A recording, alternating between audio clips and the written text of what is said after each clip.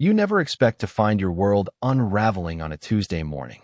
Tuesdays are meant to be uneventful, a middle-of-the-road kind of day, wedged between the chaotic promise of a Monday and the hopeful drift toward Friday.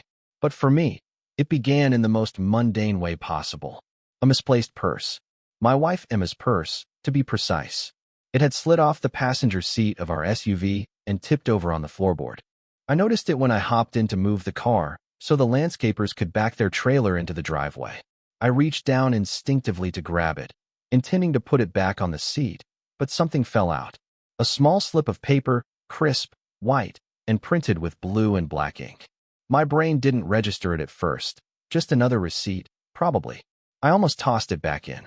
But something made me pause. The weight of the paper was unusual, and the font was oddly familiar. When I flipped it over, my heart stopped.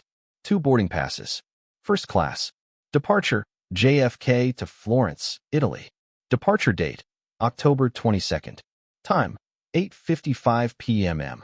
One ticket was in her name. The other wasn't mine.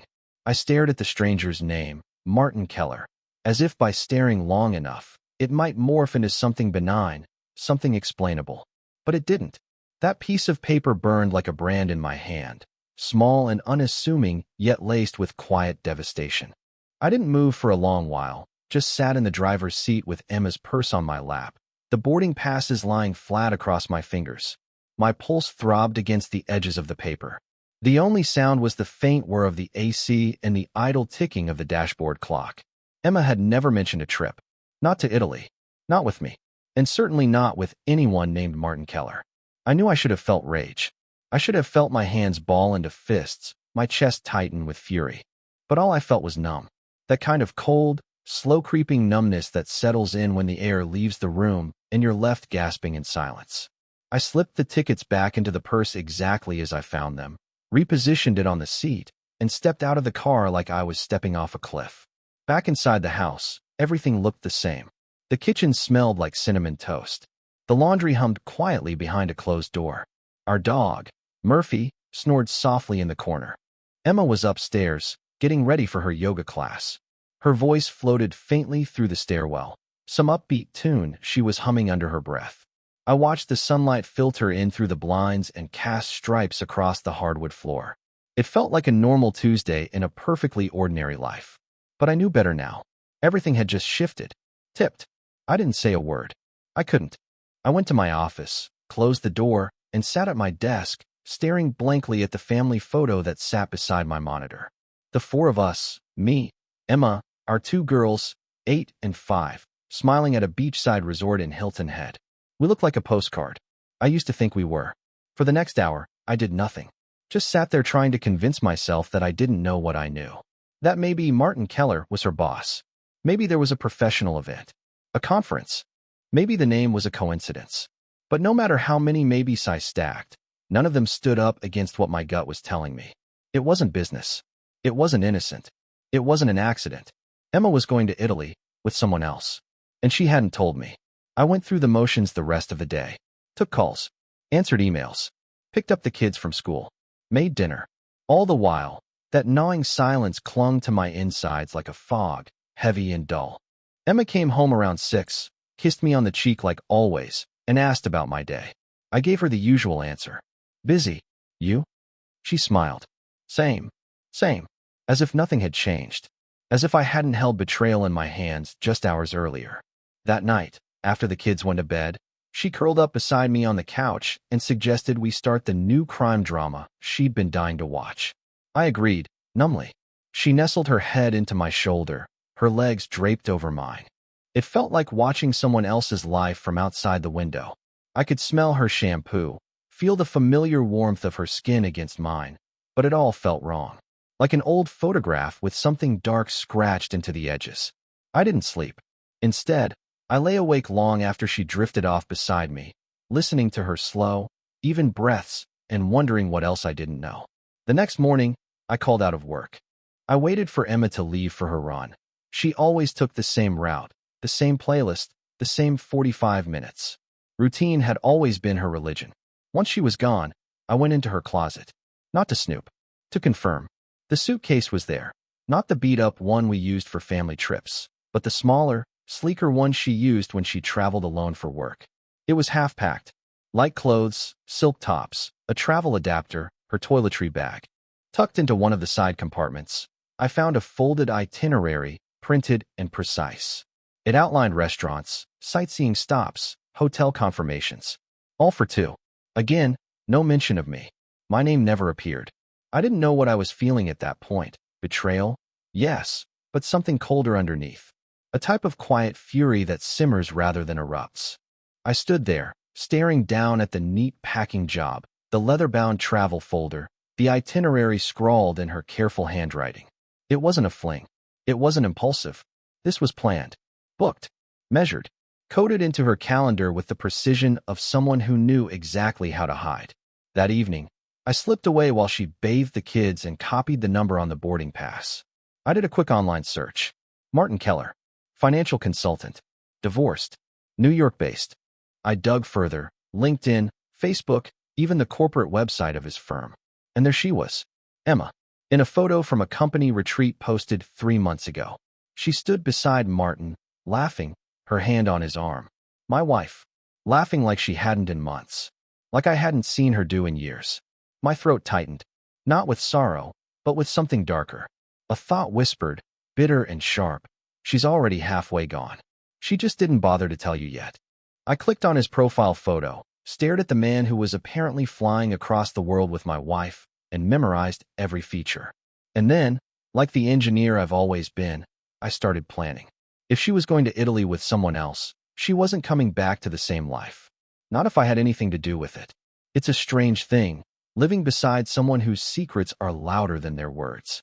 That morning, I watched Emma from the kitchen window. She stood on the porch, coffee in one hand, phone in the other, her hair still damp from a shower. She was scrolling, smiling faintly. I wondered if it was him. If Martin Keller sent her a good morning text. Maybe with some inside joke that had grown between them over these past months. Something I'd never heard. Something I never would. She glanced back at the kitchen window and caught me watching. I smiled. She waved. I wanted to smash the glass between us. But I didn't. I waved back and poured my coffee with a hand that barely shook. I had work to do. Not at the office, real work. Quiet, calculated work. The kind that required patience and precision. Fortunately, both came naturally to me. That day, while she took the girls to ballet and piano lessons, I sat at my desk with a notepad and made a list. 1. Martin Keller, full background check. 2. Confirm date and time of trip. 3. Access her emails, find digital trail. 4. Secure financial accounts. 5. Back up all family files. 6. DNA test the kids, just to be sure. 7. Decide how this ends. I didn't cry. I didn't scream. I didn't even talk to anyone. I just stared at the notepad, writing each task with slow, deliberate care, like I was drawing blueprints for a building that only I could see. Once the girls were asleep and Emma was folding laundry in the guest room, I took her laptop from the nightstand. I knew the password, our anniversary, 10/21. She'd never changed it. Almost sweet, in a tragic kind of way. The first email I opened confirmed what the boarding passes had whispered. She and Martin had been planning this for months. I found hotel reservations under both their names. Private tours booked. Restaurant reservations tagged as romantic view or anniversary seating. What stung most wasn't the infidelity. It was how thorough it all was. A love affair with infrastructure. Meticulously arranged, lovingly detailed. There were emails between them, too. Hidden in a folder labeled Work Archive. Clever. Boring at first glance, until I read between the lines. I can't wait to be away from everything. Just the two of us. I dream about waking up next to you in Florence. Only 13 days now. Feels like forever. Each message was a punch I didn't see coming. I closed the laptop, tucked it back onto her nightstand, and walked outside. The night was cool, crisp with that early October edge. Leaves rustled across the driveway like whispers trying to find a voice. I stood in the dark and stared at nothing, just breathing, just trying not to come apart. But something had shifted in me. This wasn't about grief anymore. It wasn't even about betrayal. It was about control. She had rewritten our life in secret. Rewritten me. But I was the one holding the pen now. I moved quickly the next day. First, the finances. I transferred a majority of our shared funds into a separate account. Nothing illegal, just a precautionary freeze. I called our financial advisor, explained we were reviewing some budgeting changes. He didn't ask questions. Then I went to work under the pretense of an early meeting. I spent most of the day contacting a private investigator I'd found online, someone with experience in infidelity cases. Discreet, sharp, efficient. We met in a diner off the interstate. He was ex-military, mid-40s, spoke in short sentences, and never blinked too long. I handed him a photo of Emma and another of Martin Keller, pulled from LinkedIn. She's flying out with him next Thursday, I said. He nodded. You want confirmation or confrontation? I want leverage. He scribbled notes. How far are you willing to go? I looked him in the eyes. As far as it takes. That evening, Emma and I had dinner on the patio. The kids were at my mother's for the night. She lit candles, made salmon. There was wine, soft jazz from the speaker. It felt like a date night, a normal marriage. I've been thinking, she said, twirling her wine glass. Maybe we should go away sometime. Just the two of us. Really? I asked, raising an eyebrow. She smiled, eyes soft. Yeah, I feel like we've lost that spark. Maybe a weekend trip could help. I watched her. For a second, I almost believed her. But I knew better. This was guilt. She wasn't trying to rekindle anything. She was trying to preempt discovery. Offer crumbs to keep me from noticing the missing loaf. Let's talk about that, I said. Later, after she was asleep, I checked her phone. I'd already cloned it with a data extraction app. It fed every text, email, and call to a secure server I could access remotely. I wasn't reading them for curiosity anymore. I was building a case. One message stood out. Martin, we'll land in Florence around noon. I booked the terrace suite. Private driver will be waiting. Can't wait to see you in that red dress. Emma, I'll wear it under my coat. Surprise reveal, just like in Paris. My favorite memory. Paris? We'd never been to Paris. It took everything in me not to scream. Instead, I logged into our shared cloud account and began downloading every family photo, every video, every school project, every document tied to our lives. I wasn't going to let her walk away with my daughter's memories like they were luggage. The PI called the next afternoon. She booked the tickets using her work card, reimbursed herself from your joint account. That's paper trail number one. The hotel sent a confirmation to her personal email, used a nickname. MEB. Found travel insurance in his name, covering her, too. I closed my office door. Give me proof, I said. Real proof. Give me 72 hours. I hung up and looked at the photo on my desk again. The four of us. Emma holding our youngest, laughing like sunlight. I touched the glass, then flipped the frame face down. The house felt colder after that. That night, I couldn't sleep again. I walked through each room like a ghost. The girls' rooms, silent and still. The kitchen, the den, the guest room. Every picture on the wall felt like a lie now. Every we and us, a faded shadow of what used to be. I returned to our bedroom and stood there, just watching her sleep. Peaceful, trusting, as if the truth hadn't caught up to her yet. But it would, because I had a new plan now. I wasn't going to stop her. I was going to let her go, all the way to Florence. And I would be there, too. There's a particular stillness the night before something breaks. Not a peaceful stillness, but a taut, humming silence, like the moment before a storm cracks open the sky. That was Wednesday night. Emma moved through the house like everything was normal. She packed lunches for the girls, reminded them to brush their teeth, and laid out their clothes for school. She kissed me goodnight with her lips brushing my cheek, light as air. She curled into bed beside me like she always did, legs tangled with mine, her breath soft against my shoulder. And I lay there, blinking into the dark, counting the seconds between each breath, wondering if this would be the last night I could pretend we were still intact. The next morning, she left early under the guise of a client breakfast. I watched her through the curtains as she pulled out of the driveway, her car blending into the morning fog. I waited a full 10 minutes before moving. Then I grabbed the bag I had packed 2 days ago, already stashed in the back of the closet. Inside, passport, backup phone, documents, a change of clothes. Just enough. I dropped the girls off at school myself, hugged them each a little longer than usual. I'll be gone a few days, I told the oldest, trying to sound casual. Work stuff. Okay, she said, squinting up at me. Love you, Dad. Love you more. I got into my car and drove straight to the airport.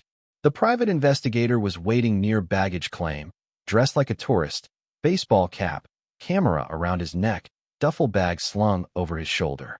"She's got an 8:55 p.m. flight," he said, handing me a flash drive. "Everything's on here. Hotel confirmations, photos, copies of messages. You've got more than enough." I tucked the drive into my pocket without looking at it. "Do we know when he's flying in?" "Earlier," he said. "Arrives at 6:10 p.m. JFK Terminal 5. I confirmed his seat, 2A. Hers is 2B. He hesitated. "You sure you want to go through with this?" "I've never been more sure." He handed me a prepaid phone. "Just in case." I didn't need to ask what just in case meant. By 7 p.m. I was already seated in the departure lounge at Terminal 4, my flight to Florence scheduled to leave just 10 minutes after theirs. The perfect overlap. I wouldn't be on the same flight. I didn't want to be. That wasn't the plan. I sat near the boarding gate of their flight instead, tucked behind a pillar, watching. At 7:46 p.m, she arrived. Emma. She wore the black coat I'd bought her last Christmas, the one she said was too nice to wear often. Her hair was curled, her lipstick darker than usual. She looked excited. Nervous, maybe. She kept checking her phone. Her eyes scanned the crowd. And then he appeared. Martin Keller. He was taller than I'd expected. Older, too. Salt and pepper hair, tailored coat, polished shoes. He walked with that confident ease of a man who believes nothing could possibly go wrong. They didn't kiss, not in the terminal. But I saw the way she leaned into him when he spoke, the way their bodies tilted toward each other like magnets finally allowed to connect. They laughed. She touched his arm. I felt nothing. No rage. No heartbreak. Just distance. Cold, clinical distance. I pulled out my phone and took the photo. One clear shot, the two of them framed beneath the gate sign.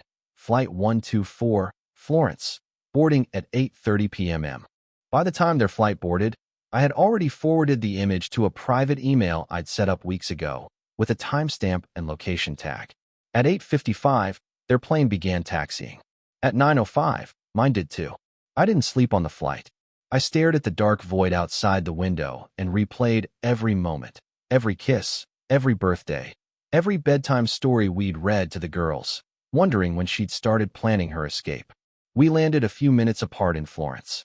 By the time I cleared customs, I was already tracking their location via the PI's secondary plan, a duplicate AirTag sewn into the lining of Emma's carry-on, designed to ping every 5 minutes. I knew where they were staying, Villa d'Este, a luxury hotel overlooking the Arno River, where rooms cost more per night than we'd spent on our last vacation as a family. I didn't go straight there. First, I checked into my own hotel. Nothing fancy. Clean. Quiet. Paid in cash. I pulled the blinds closed and turned on the burner phone. The texts were already coming in, status updates from the AirTag, surveillance footage from the PI's European contact, screenshots of their arrival, their check-in, the moment Emma stepped onto the balcony of their suite wearing the red dress he mentioned in the email. She looked radiant. She looked like someone else. I watched the video twice. Then I opened the flash drive and began to sort everything. The emails, the calendar invites, the hidden phone messages, the reimbursement trail from our bank account to hers. It was all there. Every lie, every cover, every deletion she thought would bury the truth. I collected it all, compressed it into a single file, and uploaded it to a secure cloud folder. Labeled it the Florence file. Password protected. Just in case. That afternoon, I walked to the villa. Not inside. Not yet. I stood across the street, behind the rows of blooming hydrangeas, and stared at the balcony. She was out there again. Alone this time. Reading.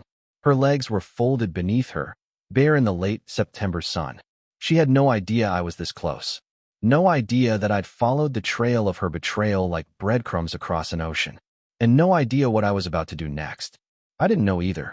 Not yet. But I had the tools. I had the truth. And I had time. What I didn't have, not yet, was a decision. Would I confront her in public? Would I let her discover me by accident? Would I wait until she was mid-toast, mid-laugh, mid-bed? Or would I let the truth unravel around her slowly, like a match dropped into dry grass? I turned and walked back toward the piazza. A plan was forming. I wasn't here for closure. I was here for the reveal. And it would be loud. The sun in Florence has a way of gilding even the ugliest truths. The light stretches long in the afternoons, pouring across the river like honey, illuminating cobblestone alleys and worn terracotta walls until everything looks romantic, even betrayal. I spent the first full day shadowing them. From the cafe where they sipped espresso near Piazza della Repubblica, to the jewelry boutique tucked between two antique bookstores, to the long lunch they shared in a courtyard garden where the roses curled over the iron fencing like spectators. She laughed more that day than I'd seen her laugh in months. He touched her face once, brushing something from her cheek, an eyelash maybe. She leaned into it like it was familiar, like it had happened 100 times before. By the second day, I knew their schedule better than they did. I didn't need to follow every step. That wasn't the goal. No, the goal was precision. Performance. Impact. I wanted the truth to land like a thunderclap. Unexpected. Irrefutable. Loud enough to echo across the ocean and crack the foundation of the life she'd tried to build in secret. And so I waited. I planned. By noon, I had already arranged everything with the hotel's front desk. Not theirs, mine. A perfectly courteous concierge, fluent in English and discretion, had agreed to deliver a sealed envelope at exactly 7:45 p.m. to Suite 2A, Villa d'Este. Inside the envelope was the dossier. Photos, emails, printouts of every transaction, screenshots of her messages to Martin, her lies to me, the date of our anniversary dinner, the one she canceled last minute to finish a proposal at work, matched with a time-stamped image of her with him at an Italian wine bar. I labeled the packet, in bold letters, for Emma Taylor. Private. At 5 p.m., I changed into a tailored black shirt and gray slacks. Nothing fancy, but elegant enough to pass as a tourist with taste. I didn't want to look like a stalker. I wanted to look like a ghost from the life she buried. At 5:30 p.m., I slipped into the bar at the rooftop restaurant of their hotel. It was open to guests and the public alike, as long as you had a reservation, which, of course, I'd made the day before under the name she once used when we first dated. The pseudonym she'd chosen for the fantasy game we used to play on weekends, Allison Gray. A name she'd forgotten. I watched them arrive from my seat near the glass railing. She wore that same red dress. He had on a navy jacket, no tie, his arms snug around her waist as they were led to their table. 2 seats away. I sipped a Negroni. My heart pounded, yes, but not with nerves. With anticipation. She didn't see me. Not at first.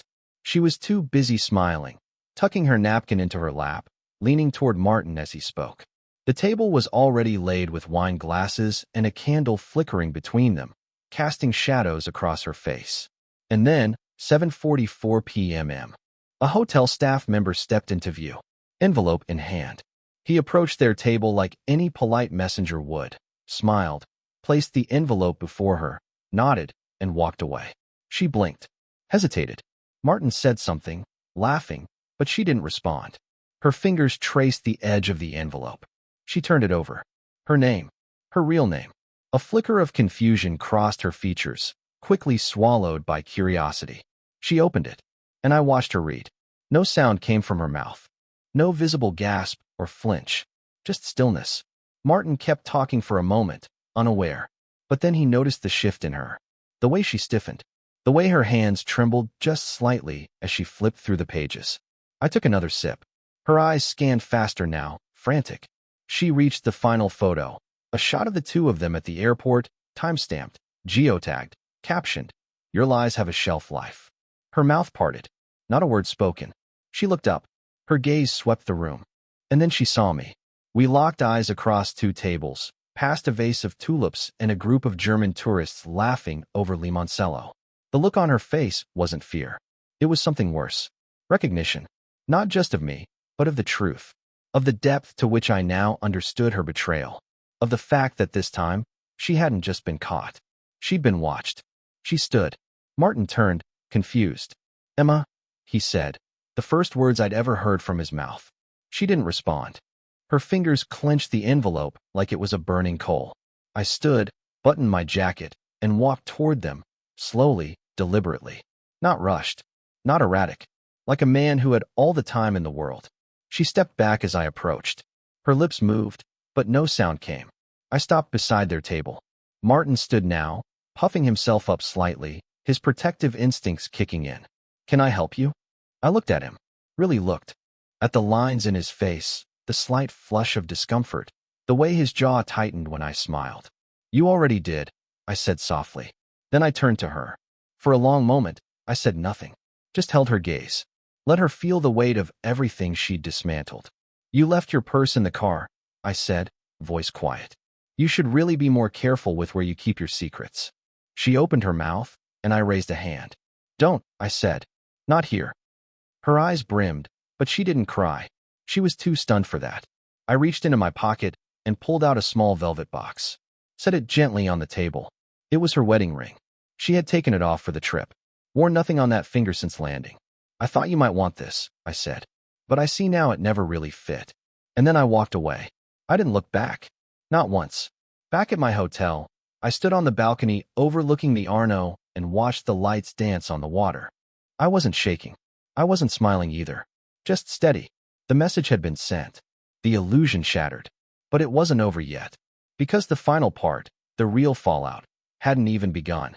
Not until I returned home and revealed the rest. I flew home alone. The morning after Florence, I didn't see her again. No texts. No calls. No apologies. I didn't expect them. Emma wasn't the type to rush toward a fire after she'd lit the match. She was the type to walk away slowly, pretending it wasn't her fault the whole room burned down. The flight was quiet and long and strangely peaceful. I stared out the window most of the way, watched the clouds shift, watched the sun rise over the Atlantic like it had no idea how shattered the world below it had become. When I landed, I didn't go home right away. Instead, I stopped by my office. Michelle was already there, early as always. She looked up the moment I stepped in and closed her laptop. Did she see it? She asked. I nodded. Front row seat. Michelle didn't say anything for a moment, just studied me. And she saw everything I wanted her to see, I said, sinking into the chair across from her. And now we finish it. The last phase was already in motion. Before I'd left for Florence, I'd met with my lawyer, a quiet, shrewd man named Henderson who'd handled some family estate work for us in the past. I told him what I needed, an airtight divorce strategy. I handed him the digital folder labeled the Florence file and let the evidence speak for itself. He'd smiled when he finished reviewing it. She won't see a dime more than she's entitled to. Maybe less. Now, back on you. Soil, it was time to pull the trigger. That afternoon, the divorce papers were delivered to her office via courier. I could only imagine her face as she opened them, nestled between spreadsheets and HR emails, a clean white envelope bearing her name. Inside, the formal petition, the exhibits, the demand to split custody of our children 50-50, and a very specific clause. Adultery with named party, Martin Keller. Cause for fault. Grounds for reduced settlement. Request for sole ownership of the family home and primary guardianship pending review. She wouldn't just lose me. She'd lose the comfort of pretending I didn't matter. I arrived at the house around 5 p.m., just before the girls came home. My mother had kept them while I was away, and I'd arranged to pick them up before Emma could intercept. The house looked the same from the outside, but inside, it felt different. Cleaner, somehow. As if the lie had been lifted and all that remained was air. Cold, sharp, honest air. I placed the girls' backpacks by the door, helped them settle, and began cooking dinner like any other evening. Chicken, roasted vegetables, and rice. Normalcy. Stability. At 6:42 p.m., the front door opened. She was back. Emma stepped inside slowly, cautiously, like a stranger in her own life. She wore a neutral gray sweater and no makeup. Her face was pale. Her eyes met mine, but only for a second. Hi, she said. I didn't respond. I handed the youngest her cup of milk and wiped a crumb from her chin. Can we talk? She asked quietly. Not here, I said. Not in front of them. We waited until bedtime. The girls were too young to know what shadows crept behind their walls, and I wanted to keep it that way. Once the house was quiet, we stood in the kitchen. No buffer. No table between us. Just space. She looked tired. Not just physically, soul tired. The kind of fatigue that comes from holding up a mask too long. I got the papers, she said. I figured. I didn't think it would go like this. How did you think it would go? I asked. She opened her mouth, then closed it again. Her hands trembled. I never meant to hurt you. I laughed once, bitter and soft. But you did. I didn't expect it to last. It wasn't supposed to become real. And yet, I said, you bought tickets. You booked a suite. You made dinner reservations. She looked down. I thought maybe, after the trip, I'd figure things out. You already did figure things out, Emma. You just hoped I wouldn't. Silence. I was lonely, she whispered. I didn't argue. I didn't yell. I simply nodded once. Then you should have said something, I said. Instead, you buried it, hid it, and left me to find the bones. Tears welled in her eyes, but I didn't move to comfort her. That part of me was gone. I'm not going to fight you on the divorce, she said. But I want to be here for the girls. I want to co-parent. You'll get your time with them, I said. But not this house. Not this space. This is theirs. Their routines. Their safety.